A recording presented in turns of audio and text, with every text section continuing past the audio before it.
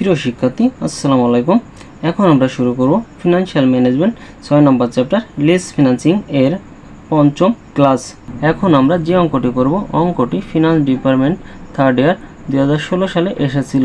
XYZ limited wants to lease a computer system for the purpose of colour machine. XYZ limited lease নেবে একটি computer system for the purpose of colour machine, যেটা colour মেশিনের জন্য। The system will cost টাকা 30 লাখ, যে মেশিনটি মূল্য 30 লাখ টাকা, and has 5 year of life time, যার আয়ুষ্কাল 5 বছর। The applicable right down depreciation is 25%। এই মেশিনটির অবচয় হবে রাইট ডাউন ডিপ্রিসিয়েশন মেথডে, অর্থাৎ ক্রমহ্রাসন পদ্ধতিতে। আমরা এখনও পর্যন্ত যতগুলো অঙ্ক করছি তার ভিতর এই অঙ্কটি অবচয়টা একটু ব্যতিক্রম। The annual rental is payable at the end of 5 years will be টাকা 8,40,000, অর্থাৎ 8.4। এখানে বলা আছে যে সে অ্যানুয়াল রেন্ট 8,40,000 টাকা 5 বছর প্রদান করবে লিজ নেওয়ার ক্ষেত্রে। The lessor will maintain computer system which will be টাকা 50,000। এখানে বলছে লিজার কম্পিউটারে মেনটেন খরচ হচ্ছে 50,000 টাকা per year at the end of its useful life. এই কম্পিউটারে আয়ুষ্কাল শেষে the system can be sold, এই অপশনটি বিক্রি করতে পারবে 50% অফ ইট ডিপ্রিসিয়েবল ভ্যালু। অবচয় হওয়ার পরে যে মূল্যটি থাকবে ঠিক তার 50% বিক্রি করতে পারবে। The company's borrowing rate 14%। কোম্পানির যে ঋণের ক্ষেত্রে সুদের হার 14% and tax rate 35%। Should the system be leased, show your calculation. এখানে বলা আছে সে কি লিজ নেবে, এটা তুমি ক্যালকুলেশনের মাধ্যমে দেখাও। এখন সে লিজ নেবে কিনা সেটা বের করার জন্য আমাদের নির্ণয় করতে হবে দুটি অপশনে পিভি। যে অপশনে পিভিটা বেশি সেই অপশনটা গ্রহণ করবে। যদি লিজের পিভি কম হয় তাহলে লিজ অপশনটা গ্রহণ করবে, না হলে বাইং অপশনটি গ্রহণ করবে। এখন আমরা সলিউশনে চলে আসব। Given that PV 30 lakh, life 5 বছর, write down depreciation rate 25%, annual lease rent 8,40,000, tax rate 35%, maintain cost 50,000, এছাড়া ইন্টারেস্ট রেট 14%। এখন আমরা বাইং অপশনটি শুরু করব। যেহেতু অঙ্কে আমাদের মেনটেন করে দেওয়া আছে সেহেতু এখানে ওয়ার্কিং করতে হবে। বাইং অপশনের জন্য 5টি। Working on calculation of instalment নির্ণয় করতে হবে পিভি সূত্র দ্বারা। PV equal to A by R, second bracket 1 - 1 plus R to the power n। অঙ্ক যেহেতু বছরের শেষে সেহেতু বছরের শেষ সূত্র ব্যবহার করতে হবে। পিভির মান 30 লাখ, এর মানটা বের করতে হবে। আর এর মান 0.14, এন এর মান 5 বছর। আমরা সমাধান করলে এ ইকুয়াল টু পাই 8,75,000, যেটা আমাদের instalment. Working to loan amortisation schedule. এখানে আমাদের অঙ্কটি 5 বছরের, এই জন্য আমরা রো নেব 7টি এবং কলাম নেব 6টি। আমরা কলামের নামগুলো দিয়ে দেবো year, PV, instalment, interest, principal paid, ending value. ঘরটি সাজিয়ে নেব 1 2 3 4 5 6 এইভাবে। এখানে 4 নম্বর ঘর সমান 2 গুণ 14%, 5 নম্বর ঘর সমান 3 বিয়োগ 4, 6 নম্বর ঘর সমান 2 বিয়োগ 5। এইভাবে আমাদের সমাধান করতে হবে। আমাদের ইয়ারের ক্ষেত্রে আমরা বছরগুলো দিয়ে দেবো 1 2 3 4 5। পিভি আমাদের 2 নম্বর ঘরে শুরুর বছরেই ছিল 30 লাখ। ইনস্টলমেন্ট আবার সবার ক্ষেত্রে 8,75,000। ইন্টারেস্ট কাটতে হবে, যেটা 2 এর উপরে, 2 নম্বর ঘরের উপরে 30 লাখ টাকার উপরে 14%, 4,20,000। প্রিন্সিপাল পেড 3 বিয়োগ 4, 3 নম্বরে যে টাকা ছিল 8,75,000, এর থেকে 4,20,000 বাদ দিলে আছে 4,55,000। এই টাকাটা আমাদের 2 নম্বর থেকে বাদ দিলে পেয়ে যাবো আমরা এন্ডিং ভ্যালু। এটা প্রথম বছর এন্ডিং, দ্বিতীয় বছরের বিগিনিং হয়ে যাবে। আমরা প্রথম রোর মতন 2 3 4 নম্বর রো সম্পূর্ণ কমপ্লিট করব। 4 নম্বর রোর 6 নম্বর কলামে যেটা আছে এন্ডিং ভ্যালু, সেটা হচ্ছে আমাদের 5 নম্বরে যে ওপেনিং ভ্যালু হয়ে যাবে। আমাদের মনে রাখতে হবে যে 5 নম্বর রোতে যে 6 নম্বর কলামের এন্ডিং ভ্যালু হবে নীল। এখানে 2 বিয়োগ 5 করলে নীল হবে। যেহেতু 2 নম্বর টাকা আগেই পেয়েছি সেহেতু 2 নম্বরের যে টাকা সেই টাকাটা আমরা 5 নম্বরে দিয়ে দেবো। এখানে আবার ইন্টারেস্টের ঘরটি ফাঁকা থাকবে। আমাদের ইনস্টলমেন্ট থেকে আমাদের এই প্রিন্সিপাল পেড বাদ দিলে ইন্টারেস্ট পাবো। আমাদের পার্সেন্ট কাটলে ইন্টারেস্ট একটু কম বেশি হতে পারে, তবে লাস্টের ঘর মিলানোর সাপেক্ষে আমাদের চুরাই পদ্ধতি অবলম্বন করতে হবে। ওয়ার্কিং থেকে ক্যালকুলেশন অফ ডিপ্রিসিয়েশন, এর আগে আমরা যতগুলো অঙ্ক করছি সবগুলো অঙ্ক থেকে এই অঙ্কের ডিপ্রিসিয়েশন নির্ণয় করাটা একটু ব্যতিক্রম, এই কারণে আমাদের মনোযোগ দিয়ে দেখতে হবে। আমাদের উল্লেখ ছিল যে ক্রমরেশন পদ্ধতিতে আমাদের ডিপ্রিসিয়েশন কাটতে হবে, যে রেটটা আছে 25%। প্রথম বছরের ডিপ্রিসিয়েশন 30 লাখ গুণ 25%, 7,50,000।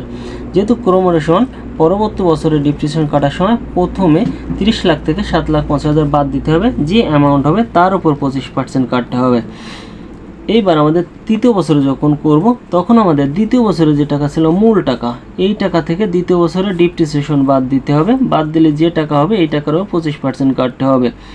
এবার চতুর্থ বছর করব যখন, তখন দেখতে হবে তৃতীয় বছরের মূল টাকা কত ছিল। তৃতীয় বছরের মূল টাকা ছিল এই টাকা, এই টাকারও 25% কাটতে হবে। যখন আমরা চতুর্থ বছর করব তখন দেখব তৃতীয় বছরের মূল টাকা কত ছিল। তৃতীয় বছরের মূল টাকা যে টাকা সেই টাকা বসাবো, এবং তৃতীয় বছরের যে অবচয় ছিল, তৃতীয় বছরের অবচয় যেটা ছিল সেটা বাদ দেব, বাদ দিলে চতুর্থ বছরের মূল টাকা বেরোবে, তারও 25% কাটবো।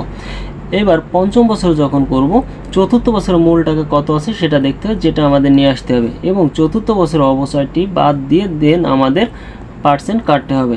অর্থাৎ মূল বিষয় এমন, যে বছর অবচয় কাটবো ঠিক সেই বছরের আগের নিট মূল্যটা আগে নির্ণয় করে নিতে হবে কত টাকা আছে, তারপরে তার উপর 25% কাটতে হবে। এখন রাইট ডাউন প্রাইস, আমাদের এখন অবচয় কাটা পরে এই সম্পদের বা এই কম্পিউটারে মোট মূল্য আছে, এই টাকা থেকে এই অবচয় বাদ দিলে যা হবে সেই টাকা 7,11,914। এখন আমাদের অঙ্কে বলা ছিল যে 50% আমরা বিক্রি করতে পারবো। 50% মানে অর্ধেক, তাহলে এটা 2 দিয়ে ভাগ করলে যেটা হচ্ছে 3,55,957, এটা আমরা সাথে বিক্রি করতে পারবো, এই কারণে এটা হচ্ছে আমাদের salvage value. Working for cost of ডেপ্ট, কস্ট অফ ডেপ্টের সূত্র আছে কে ইন্টু 1 মাইনাস টিআর, এটা ট্যাক্স রেট। আমরা সমাধান করলে পাই 0.091, অর্থাৎ 9.10%। এখন আমরা চলে আসবো পিভি নির্ণয়ের ছকে। আমাদের যেহেতু অঙ্কে মেইনটেইন কস্টটি দেওয়া নাই, সেহেতু আমাদের কলাম হবে 9টি, রো হবে 7টি। 5 বছরের অঙ্কে 7টি রো। কলামের নাম দেব year, instalment, interest, depreciation, total cost, tax, NCO, DF factor, PV. এখানে ঘরগুলো সাজিয়ে নেব 1 2 3 4 5 6 7 8 9 এভাবে। 5 নম্বর ঘর সমান 3 যোগ 4, 6 নম্বর ঘর সমান 5 গুণ 35%, 7 নম্বর ঘর সমান 2 বিয়োগ 6, 8 নম্বর ঘর সমান যে পার্সেন্ট ডিএফ ফ্যাক্টরে যে পার্সেন্টটা পেয়েছিলাম, অর্থাৎ 0.091 অথবা 9.10%, আর 9 নম্বর ঘর সমান আছে 7 গুণ 8। এখানে আমাদের বছরে চলে আসবো 1 2 3 4 5 বছর দিয়ে দিলাম, এবং প্রতিটা বছরের ইনস্টলমেন্ট আমাদের একই ছিল, এই ইনস্টলমেন্টের টাকাটা আমরা তুলে দিলাম। ইন্টারেস্ট লোন অ্যামাউন্ট শিডিউল আমরা নির্ণয় করছিলাম, সেই লোন অ্যামাউন্ট ইন্টারেস্টটা আমরা এখানে তুলে দিলাম। ডিপ্রিসিয়েশন যেটা আমরা 3 নম্বর ওয়ার্কিং নির্ণয় করছিলাম, সেই 3 নম্বর ওয়ার্কিং ডিপ্রিসিয়েশন তুলে দিলাম। এবার আছে টোটাল কস্ট। টোটাল কস্ট নির্ণয় সূত্র আছে ইন্টারেস্ট আর ডিপ্রিসিয়েশন যোগ করতে হয়, 3 যোগ 4, যোগ করলে যে অ্যামাউন্টটা বললাম সেই অ্যামাউন্টটা আমরা এখানে তুলে দিলাম, যোগ করার পরে অ্যামাউন্ট। এবার আমাদের ট্যাক্স কাটতে হবে, 5 নম্বর ঘরে যে টাকা এর উপরে কাটতে হবে আমাদের 35%। এবার আমাদের বের করতে এনসিও। এনসিও নির্ণয় হচ্ছে 2 নম্বর ঘর থেকে 6 নম্বর ঘরটি বিয়োগ, অর্থাৎ 8,75,000 থেকে 4,09,500 বিয়োগ করলে আমাদের যেটা আছে সেটা এনসিও। সেমভাবে আমাদের প্রতি ঘর করতে হবে। এবার ডিএফ ফ্যাক্টরটা নির্ণয় করতে হবে, যেহেতু এখানে প্রতি বছর আমাদের ভিন্ন ভিন্ন ব্যয়, সেহেতু ভিন্ন সূত্র দ্বারা এটা বের করতে হবে। সূত্রটি হবে 1/1 plus r two the power n। এখন আমরা ডিএফ ফ্যাক্টরটি বের করলাম এবং এনসিওর সাথে গুণ করে যে মানটা পাবো সেটা হচ্ছে পিভি। আমরা 5 বছরের পিভি যোগ করলে পাবো টোটাল পিভি। যেহেতু আমাদের অঙ্কে স্যালভেজ ভ্যালু ছিল, আমরা ওয়ার্কিং 3তে স্যালভেজ ভ্যালু নির্ণয় করে আসছিলাম, সেই স্যালভেজ ভ্যালুর সাথে আমাদের লাস্ট বছরের এই পার্সেন্ট বা এই যে সংখ্যাটি পেয়েছি এটা দ্বারা গুণ করব, গুণ করলে যে মানটা হবে সেটা বাদ দিতে হবে, বাদ দিলে পাবো আমরা টোটাল নেট পিভি। এখন আমরা চলে আসবো লিজিং অপশনে। ক্যালকুলেশন অফ পিভি, আমাদের অঙ্ক ছিল বছরের শেষ, এই জন্য আমাদের 3টি রো 6টি কলাম। কলামের নাম দেব year, lease rent, tax, NCO, DF factor, PV. কলামটি সাজিয়ে নিব 1 2 3 4 5 6। 3 নম্বর ঘর সমান 2 গুণ 35%, 4 নম্বর ঘর সমান 2 বিয়োগ 3, 5 নম্বর ঘর হচ্ছে 0.091 অথবা 9.10%, আর 6 নম্বর ঘর সমান হচ্ছে 4 গুণ 5, 6 নম্বর ঘর হচ্ছে 4 গুণ 5। এখন আমাদের 1 থেকে 5 বছর ইয়ারে ঘরে দিয়ে দেবো। লিজ রেন্ট প্রতি বছর 8,40,000, ট্যাক্স আমরা কাটবো 35%, 2,94,000। এনসি হচ্ছে আমাদের এই লিজ রেন্ট থেকে ট্যাক্স বাদ দিলে যে টাকা হবে এই টাকা। এখন আমাদের নির্ণয় করতে ডিএফ ফ্যাক্টর। যেহেতু আমাদের 1 থেকে 5 বছর প্রতি বছরে আমাদের একই টাকা, সেহেতু ডিএফ ফ্যাক্টরের সূত্র হবে 1 - 1/1 + r⁴ ভাগ r, অর্থাৎ একই সূত্র। আমরা যে মানটি পেলাম এই মানটি এনসির সাথে গুণ করলে যে মানটি পাবো সেটা আমাদের পিভি। এখন আমরা পিভি নির্ণয় করছি বাইং অপশন এবং লিজিং অপশন। আমাদের এখানে বলা ছিল যে এই কোম্পানি কি লিজিং অপশনটি গ্রহণ করবে।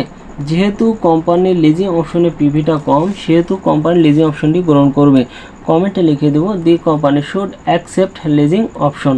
অঙ্কটি যদি কোথাও না বুঝে থাকেন তাহলে অবশ্যই কমেন্টে জানাবেন। আমার ভিডিওটি যদি আপনাদের ভালো লেগে থাকে তাহলে আমার চ্যানেলটিকে সাবস্ক্রাইব করুন এবং পরবর্তী ভিডিওগুলো পাওয়ার জন্য পাশে থাকা বেল আইকনটি প্রেস করুন।